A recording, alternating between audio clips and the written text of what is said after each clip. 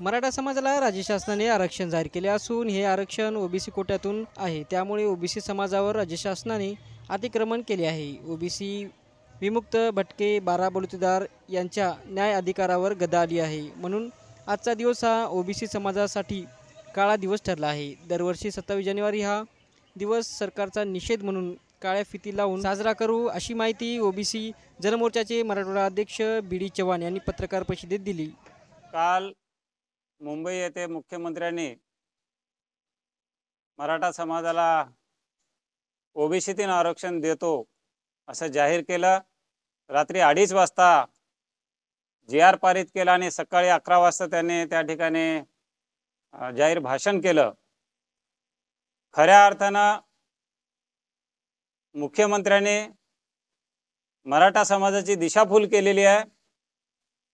57 लाख ज्या नोंदी ते म्हणतायत ते 57 लाख नोंदी यापूर्वीच ऑलरेडी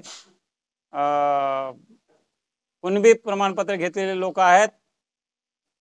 दुसरी गोष्ट, त्यांनी सगळ्यांचे गुन्हे माफ करू असं जे जाहीर केलंय त्यांना तो अधिकार नाही। गंभीर गुन्ह्यामध्ये कोणत्याच राजकीय नेत्याला किंवा पंतप्रधानाला नव्हे तर देशाच्या पंतप्रधानाला नव्हे तर राष्ट्रपतीला सुद्धा ते अधिकार नाहीत।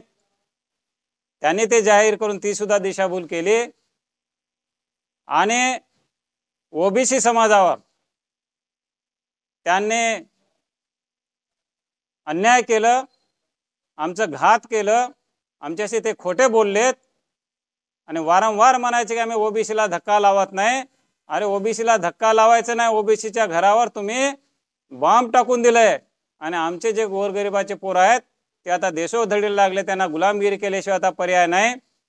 आम्ही आता उद्याला 5 वाजता छगन भुजबळ साहेबांना विनंती करणार आहे, त्यांना राजीनामा देऊन संपूर्ण महाराष्ट्रातील ओबीसी समाजासाठी रस्त्यावर उतरावं अशी आम्ही त्यांना विनंती करू।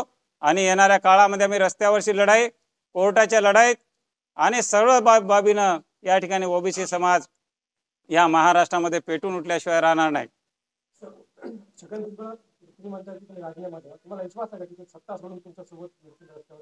जर ओबीसींना न्याय द्यायचा असेल तर भुजबळ साहेबांनी त्याग केला पाहिजे असं आमची मानसिकता आहे, कारण आम्ही कार्यकर्ते आहोत। ही माझीच मानसिकता नाही तर संपूर्ण या महाराष्ट्रातील ओबीसीची आणि विमुक्त भटक्याची बलुतेदारांची मानसिकता आहे आणि ते देतील अशी आम्हाला खात्री आहे। आणि दिल्यानंतर दुसऱ्या दिवशीपासून प्रत्येक तालुकानिहाय आम्ही त्यांच्या जाहीर सभा घेऊ आणि या महाराष्ट्राच्या सरकारला दाखवून देऊ तुम्हाला आम्ही कसे उलटून टाकतो ते।